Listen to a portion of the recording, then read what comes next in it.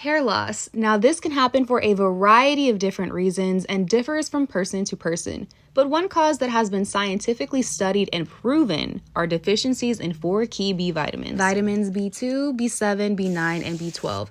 Now, you can get these vitamins from taking a supplement or the foods you eat or making a juice like this one. To your blender, add in 1 cup of water, 1 cup of mangoes, 1 cup of blueberries, 1 cup of strawberries, and 3 passion fruits. Now, passion fruit not only tastes so good, but it's high in a vitamin called Riboflavin, which is vitamin B2. This vitamin helps to prevent hair loss. About 1 cup of passion fruit is equivalent to 28% of the daily value needed of vitamin B2. Vitamin B2 also helps to increase collagen production, which is all important for preventing hair loss and stimulating hair growth. Mangoes were used as a source of folate, which is vitamin B9. The blueberries are high in cobalamin, which is vitamin B12. And then the strawberries are high in vitamin B7, which is biotin. Biotin plays a role in keratin production, which is the protein that makes up our hair, keeping it strong.